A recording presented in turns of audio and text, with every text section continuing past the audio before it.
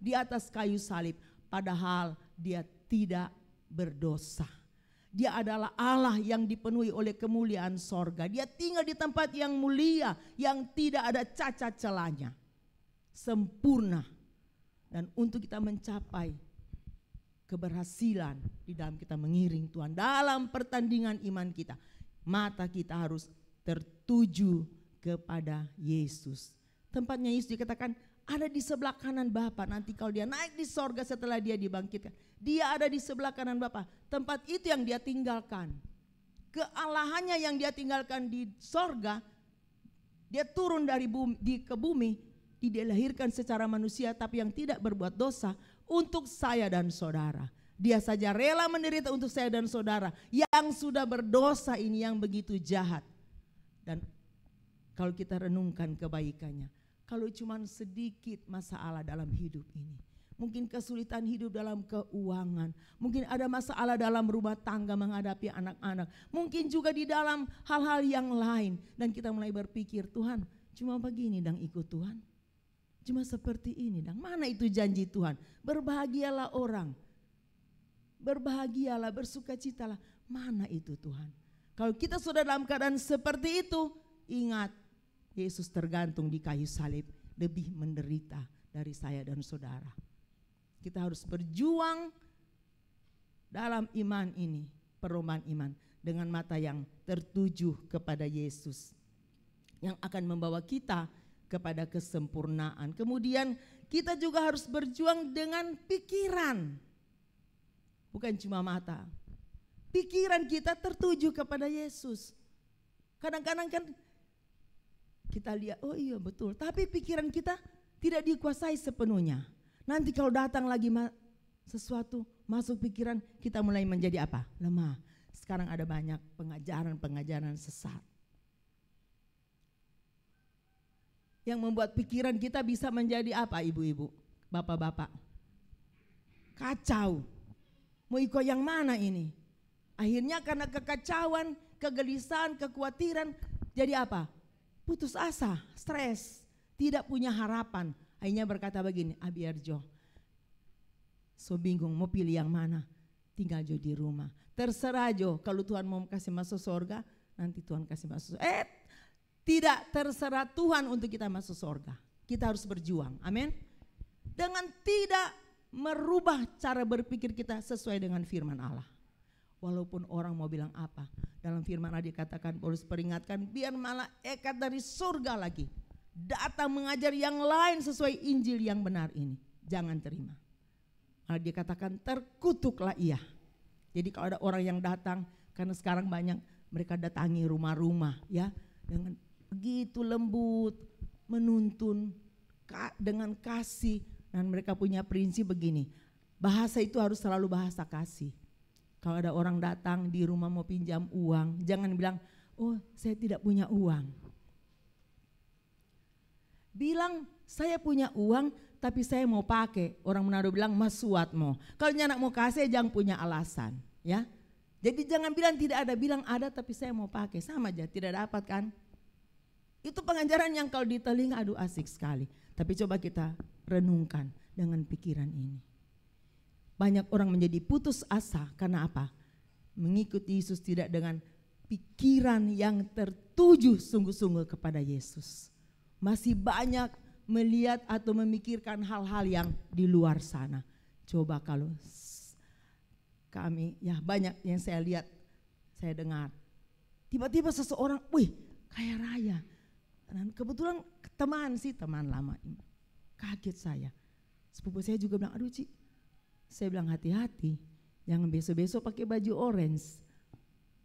Karena tiba-tiba aduh bergelimang. Dia bilang, Ci, saya baru beli di Hong Kong. Orang baru pulang dari Amsterdam, Ci, di Amerika. Oh pergi urus pelayanan. Jadi setelah dia pergi, adik saya bilang, Ci, tiba-tiba dia melonjak tiba-tiba dalam segala hal.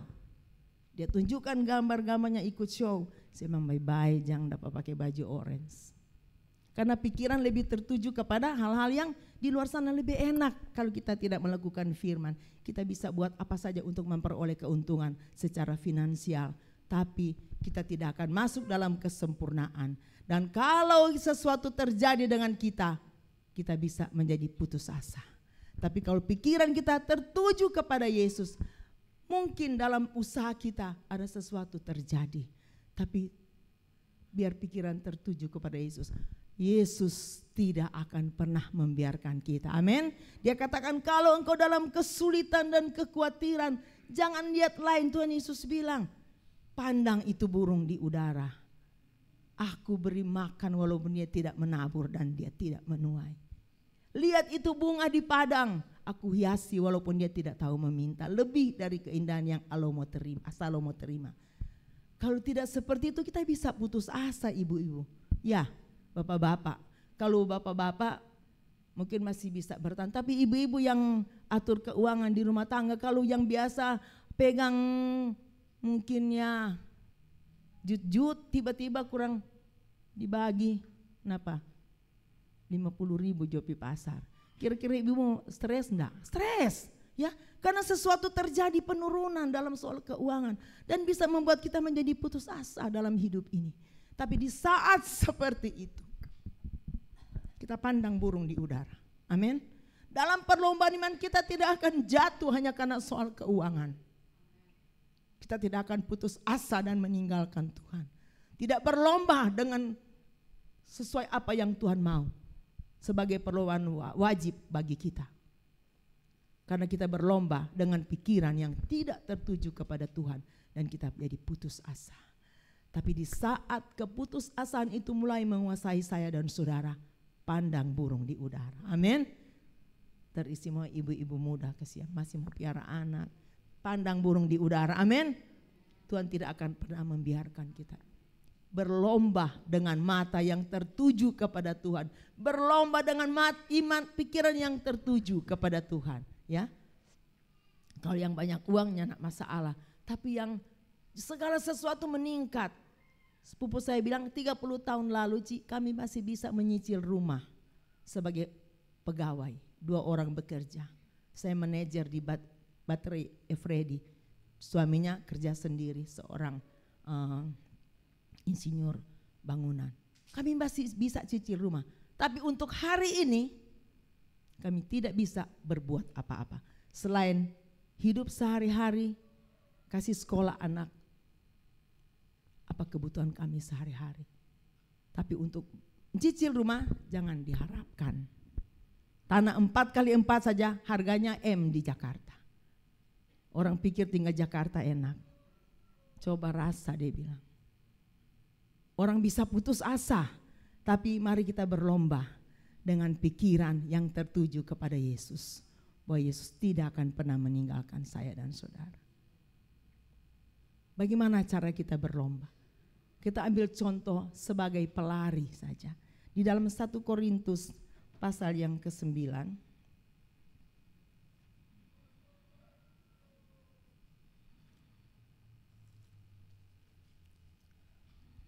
Ayat yang ke-24. Tidak tahukah kamu bahwa dalam gelanggang pertandingan semua peserta turut berlari, tetapi bahwa hanya 1 orang saja yang mendapat hadiah? Karena itu larilah begitu rupa sehingga kamu memperolehnya. Tiap-tiap orang yang turut mengambil bagian dalam pertandingan menguasai dirinya dalam segala hal. Mereka berbuat demikian untuk memperoleh suatu mahkota yang fana, tetapi kita untuk memperoleh suatu mahkota yang abadi. Sebab itu aku tidak berlari tanpa tujuan, dan aku bukan petinju yang sembarangan saja memukul, tetapi aku melatih tubuhku dan menguasainya seluruhnya, supaya sesudah memberitakan Injil kepada orang lain, jangan aku sendiri tertolak. Jadi pertandingan yang saya contohkan hari ini, pertandingan lari. Paulus berkata, larilah dengan begitu cepat, karena kita tahu dalam perlombaan lari di dunia ini hanya 1 pemenang. Jadi cuma 1 orang dapat hadiah untuk memperebutkan mahkota yang fana itu. Tapi saya dan saudara berlari, kan tidak dibilang cuma 1 mahkota yang Tuhan siapkan. Ada begitu banyak mahkota yang Tuhan siapkan, walaupun bentuknya berbeda, besar, kecil, mungkin indahnya juga lain. Ya kalau yang start dari awal sampai akhir tidak ada cacat dan celahnya, banyak yang dia lakukan untuk Tuhan. Mungkin DP mahkota dari emas dan bertak-takan berlian. Kalau yang kedua mungkin emas tapi mungkin bertatakan permata yang lebih indah. Saya tidak tahu, tapi ini karena dia katakan mahkota di sana itu berbeda-beda. Ya. Nah, Paulus bilang sedangkan orang yang berlari dalam perlombaan duniawi, mereka cuma ada satu mahkota, satu piala sebagai pelari nomor 1. Cuma satu orang yang akan mendapat juara 1. Tetapi kalau kita perhatikan berapa banyak yang ikut dalam perlombaan itu. Jangankan dapat piala emas, dapat piagam saja. Coba kita perhatikan, lari begitu kuat. Karena apa? Memperebutkan apa yang akan diberi sebagai penghargaan. Jadi siapa yang duluan sampai dalam pertandingan lari di atas dunia ini, dia akan mendapat juara 1 dan dapat mahkota. Tapi Paulus katakan kita bukan memperebutkan mahkota yang fana itu. Kita memperebutkan mahkota yang kekal, yang kita tahu ada yang Tuhan siapkan untuk kita dalam kita berlari dalam perlombaan iman. Nah, bagaimana kita berlari? Dikatakan berlari dengan begitu kuat, sebab itu aku tidak berlari tanpa tujuan. Dalam tujuan kita berlari, tadi kita sudah baca, kita harus mencapai kesempurnaan. Amin. Kita berlari dalam pertandingan iman, dikatakan supaya kita mencapai kesempurnaan karena mata kita tertuju kepada Yesus. Kita tidak menjadi putus asa dalam kita berlari dan kita menghadapi masalah karena pikiran kita tertuju kepada Yesus. Janji-janji Tuhan, apa yang Tuhan sudah lakukan dalam hidup kita, itu ada dalam pikiran kita. Nah, kalau kita hanya memikirkan hal-hal yang sementara, aduh so capek, aduh kapan ini Tuhan mau datang. Tentu tidak ada yang bilang begini, saya mau suka ingin lihat sorga, Tuhan angkat aja sama saya, bawa pulang. Tidak, selalu kita berpikir, saya pun selalu berdoa, Tuhan saya rindu di hari kedatanganmu, aku ada di sana. Saya tidak bilang Tuhan saya suka masuk sorga hari ini, tidak. Di hari kedatanganmu, dan semua saya yakin kita yang hadir di sini belum mau pergi sorga hari ini. Karena kita masih suka tinggal di dunia, tetapi kita harus berlomba, amin, sebagai pelari-pelari yang berlomba dengan begitu kuat. Untuk apa? Untuk kita mendapatkan hadiah yang Tuhan sudah janjikan, kehidupan yang kekal. Tapi kita harus berlari dengan tujuan, ya. Ada tujuan, ya. Kalau saya mau ikut pertandingan, lari Jo, yang penting so lari. Buang apa? Buang tenaga percuma kan, ibu-ibu, bapak-bapak. Lari, yang penting Jo so lari. Itu namanya orang apa? Tidak punya pengharapan, ya. Cuma balalasan diri bikin capek. Tetapi Paulus bilang, aku mau menjadi pelari dengan tujuan. Artinya sampai kepada titik terakhir dan dia mencapai kesempurnaan sama seperti Yesus. Karena kalau kita masih hidup di dunia ini sampai Tuhan datang kali yang kedua, kita harus juga mengalami masa sukar 3,5 tahun sebelum dia datang. Itu sebabnya kita harus berlari dengan tujuan. Satu tujuan kita, supaya kita mencapai kesempurnaan. Dan apabila masa yang sukar itu tiba, kita di bawah, disingkirkan sebelum masa itu tiba.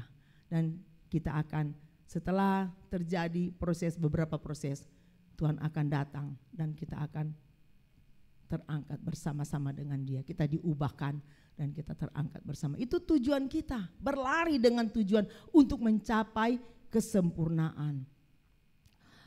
Kemudian dikatakan ayat 25 dalam ayat pasal ini,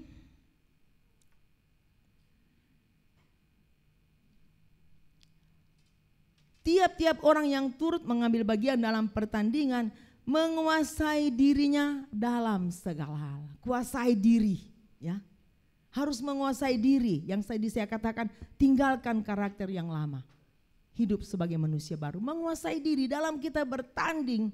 Kita lari begitu kuat, tapi kita harus menguasai diri. Kita harus lihat di sana ada batu. Di sana ada kerikil, ya. Supaya kita tidak terantuk dalam kita bertanding. Dan banyak orang yang terantuk hari-hari ini. Jangan bilang jemaat. Banyak hamba-hamba Tuhan yang terantuk.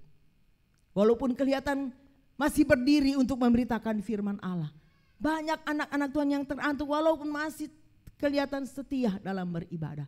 Terantuk itu dalam hal-hal yang kecil yang kita anggap itu biasa-biasa saja. Tapi justru itu membuat kita lebih masuk di dalam satu hal yang membuat kita tidak masuk dalam kesempurnaan. Kebiasaan melakukan hal yang salah. Kebiasaan dalam suka berbicara bohong. Oh nyanda ada. Dan itu terjadi juga di dalam kehidupan hamba-hamba Tuhan hari-hari ini. Berdosa itu biasa-biasa saja. Yang sebenarnya kita harus apa? Menguasai diri, menguasai lidah ini. Kalau ya katakan ya, kalau tidak katakan tidak. Ya. Jangan bilang tidak, bilang ya karena takut. Oh iya betul kita ada dengar ya dia bilang begitu. Betul, padahal dia tidak dengar. Tapi karena dia takut jangan sampai dia dilecehkan lagi, tidak mau bersahabat. Oh iya betul, tidak dengar, padahal tidak. Apa yang harus dia katakan tidak, dia bilang iya. Apa yang harus dia katakan ya, dia bilang tidak. Jadi saksi dusta itu terjadi di mana-mana hari-hari ini. Mari kita awasi. Saya mau awasi diri saya. Saya juga memohon dengan kasih. Kita awasi diri kita masing-masing. Jangan sampai kita sudah berlelah-lelah dalam melayani Tuhan. Dalam bidang apa saja. Tapi di satu saat Tuhan bilang, aku tidak kenal kamu. Tuhan, aku sudah banyak melayani, aku membuat mujizat. Tuhan bilang, iya aku tidak kenal kamu. Karena kamu berbuat hal-hal yang jahat. Baca dalam Wahyu pasal 22. Yang kita anggap biasa-biasa saja. Itu yang membuat nama kita tidak didapati dalam buku kehidupan. Nanti pulang baca di rumah. Saya kalau baca itu, saya oh Tuhan tolong. Sekecil apapun bawalah saya, bawalah jemaatmu untuk meninggalkan kebiasaan yang buruk itu. Yang membuat kita tidak dapat menguasai diri dalam segala hal. Jadi berlari dengan tujuan dengan menguasai diri. Kemudian dikatakan ayat yang ke-26. Sebab itu aku tidak berlari tanpa tujuan dan aku bukan petinju yang sembarangan saja memukul. Kalau dia jadi pelari, pelari dengan tujuan. Kalau dia jadi petinju, Paulus contohkan, aku tidak akan memukul angin. Pukulanku tidak pernah akan meleset dari sasaran. Artinya apa yang dia lakukan itu tidak keluar dari firman Allah. Amin. Yang kita lakukan adalah sesuai dengan firman Allah. Apa yang kita katakan itu yang kita buat. Apa yang kita janjikan kepada Tuhan itu yang kita harus bayar. Kita harus lakukan. Kita berlari dengan tujuan. Kita berlari dengan tidak salah memukul. Ya. Kita sudah dipanggil oleh Tuhan. Kita sudah menikmati kebaikannya di atas muka bumi ini. Satu hal yang harus kita jaga, jangan sampai kita sudah berlelah-lelah dari awal. Tapi begitu di langkah kita yang terakhir, kita terantuk dan kita jatuh. Sekali kita telah memberi diri untuk melayani Tuhan, lakukan itu. Walaupun ada banyak hal yang menjadi rintangan dan penghalang dalam hidup saya dan saudara. Sekecil apapun yang kita kerjakan dalam pelayanan Tuhan, dikatakan segala jerih lelahmu tidak sia-sia. Jadi kostor, pengurus sektor, majelis, para penyanyi. Sebab saya Saki Sony penyanyi-penyanyi Petalinga, saya selalu bilang harus begini, jangan begitu. Karena kita semua rindu apa yang kita lakukan tidak salah memukul. Pukulan kita harus kena sasaran. Jangan kita berdiri sebagai seorang penyembah. Saya tidak bilang penyembah-penyembah salah, tidak. Saya mau katakan jangan sampai kita berdiri sebagai penyanyi, sebagai penyembah, sebagai pemain musik. Hanya sekedar saya mau. Tapi ada sesuatu yang bisa kita berikan kepada Tuhan. Dan ada sesuatu yang Tuhan dapatkan dari hidup saya dan saudara. Untuk menyenangkan Dia. tidak salah sasaran. Pukulan kita harus kena sasaran. Sasarannya apa? Yang kita buat menyenangkan hati Tuhan. Apa yang kita lakukan di tempat ini, itu juga kita lakukan di luar sana. Saya keras pagi hari ini, karena saya melihat di luar sana, sepupu saya sendiri cerita. Cik, kenapa Kak tidak boleh? Kalau jadi pelayan altar, penyanyi, masih suka menyanyi di bar. Saya bilang tidak boleh. Hidup ini kita harus berikan sungguh-sungguh kepada Tuhan. Oh, pat orang boleh Cik. Oh, pengoni, kalau pat orang tidak. Di luar saya tidak tahu, saya bilang. Kalau saya tahu saya akan kasih tahu. Pukulan kita harus kena sasaran. Sebagai penyanyi, pukulan kita harus kena sasaran. Kalau kita berdiri di sini, kita bisa menarik hadirat Allah turun. Amin. Saya keras pagi hari. Dan semua kita adalah penyembah-penyembah yang benar sebagai jemaat. Tatkala kita mengangkat tangan memuji Tuhan, Tuhan tidak memalingkan muka. Karena sasaran pelayanan kita hanya untuk menyenangkan hati kita, menyenangkan manusia, atau menyakiti orang lain dengan pelayanan kita. Hati-hati. Saya selalu berdoa, Tuhan ingatkan saya, ingatkan kami semua. Supaya setiap apa yang kami lakukan yang salah, sehalus apapun, ada kesombongan mulai menyelinap dalam pikiranku, Tuhan, peringatkan saya. Biar kami menjadi lembu-lembu yang terlatih, amin. Yang diajar, dididik dan terlatih. Jangan sekedar saja kita sudah diselamatkan oleh pengorbanan Yesus di atas kayu salib. Hargai pengorbanan itu. Karena sesuatu yang tidak bisa kita dapatkan di muka bumi ini, kita akan dapatkan di sorga nanti. Amin. Harus kena sasaran. Ayat 27. Tetapi aku telah melatih tubuhku dan menguasainya seluruhnya, supaya sesudah aku memberitakan Injil kepada orang lain, jangan aku tertolak. Ini yang paling saya takuti ayat ini. Paling saya takuti, siang hari malam saya berdoa, Tuhan, kami sekeluarga, jemaat-Mu Tuhan, yang telah berlelah-lelah selama ini dalam pelayanan. Kami melakukan memang dengan terbatas sesuai kemampuan kami. Tapi saya mohon, bila hari itu tiba, jangan ada di antara kami, baik kami hamba Tuhan, baik jemaat yang kami layani di tempat ini, keluarga besar kami yang telah setia melayani, jangan sampai kami tertolak. Paulus sadar, walaupun dia telah melakukan sesuatu yang luar biasa, ini menjadi doanya. Jangan sampai aku tertolak Tuhan, setelah aku capek memberitakan Injil. Jangan sampai kita tertolak setelah kita capek mengiring Yesus. Dengan segala ketidakmampuan kita, kadang-kadang kita merasa capek, merasa lelah. Tuhan, cuma seperti ini ke aku jadi anakmu. Karena mungkin ada halangan, ada rintangan, ada masalah. Tapi kita harus melatih tubuh ini. Amin. Melatih tubuh ini. Untuk kita dapat menguasainya. Supaya nanti setelah hari itu tiba, kita tidak akan ditolak oleh Tuhan. Amin. Ini sampai langkah yang terakhir. Di dalam 2 Timotius ayat 4 kita baca sebagai ayat yang terakhir. Dan ada satu kisah yang akan saya ceritakan kepada Bapak Ibu. 2 Timotius pasal yang keempat.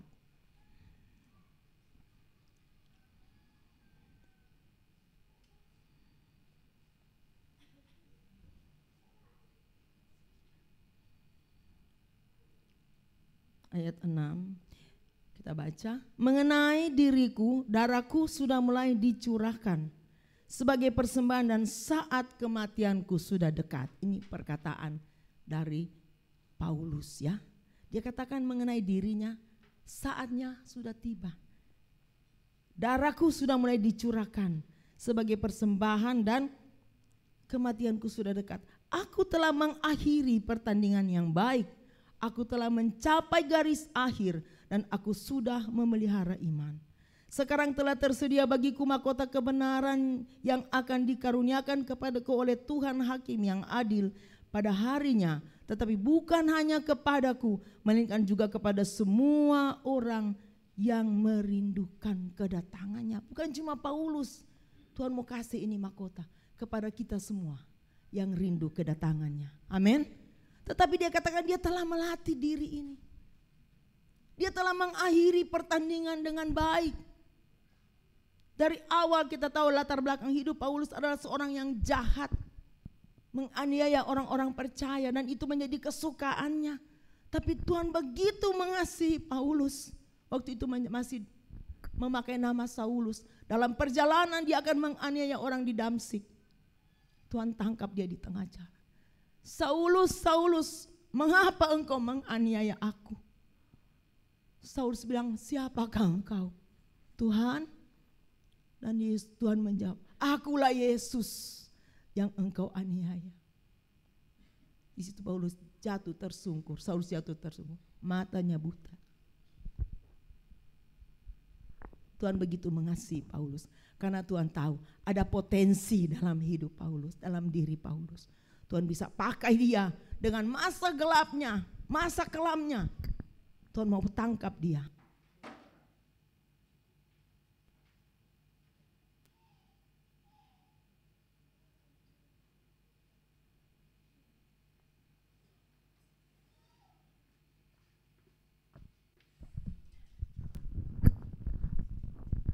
Menjadi pribadi yang berarti di tangan Tuhan. Dia katakan, aku telah mengakhiri pertandingan. Mengakhiri pertandingan dengan baik. Dan dia katakan dia akan mendapat mahkota. Dan bukan cuma hanya aku, tetapi kepada semua orang, termasuk saya dan saudara. Kita telah mengawali pertandingan.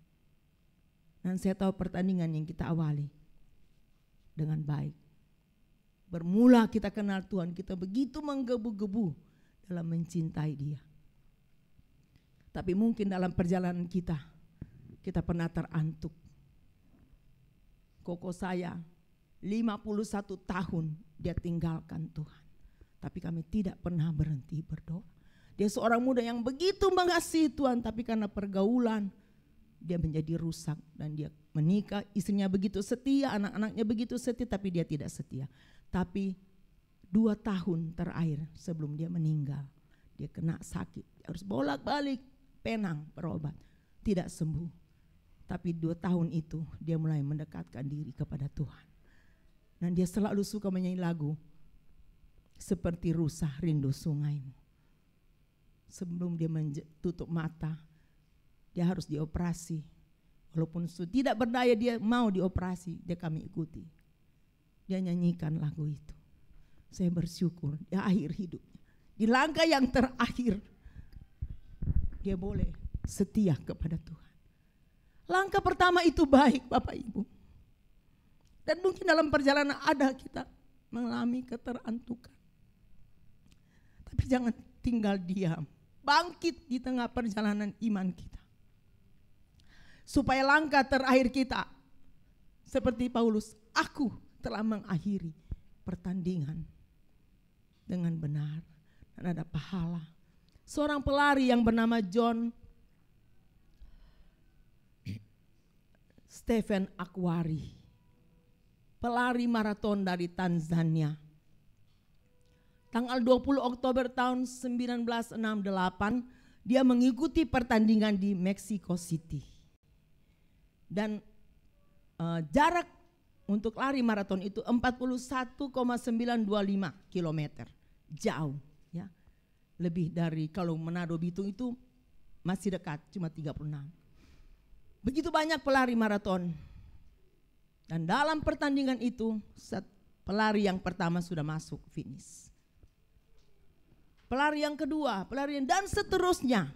Di sore hari itu lampu-lampu di area pertandingan itu mulai dimatikan satu demi satu. Karena panitia berpikir tidak ada lagi pelari yang akan muncul. Penonton mulai tinggalkan tempat duduk mereka mau beranjak pulang, tiba-tiba ada pengumuman dari panitia. Masih ada seorang pelari yang sementara akan masuk dalam area finish itu. Mereka semua orang yang telah berjalan kemudian kembali duduk. Dari kejauhan mereka lihat ada seorang pelari tertati-tati. Karena kaki bagian kanannya dipakai korban. Dengan langkah yang begitu susah dia tetap berlari. Dan semua orang berdiri, bertepuk tangan menyambut kedatangan dari John Stephen Akhwari. Dia berlari dan berlari dengan begitu susah payah dengan menggunakan kaki kirinya. Dan dia masuk di dalam gelanggang pertandingan itu.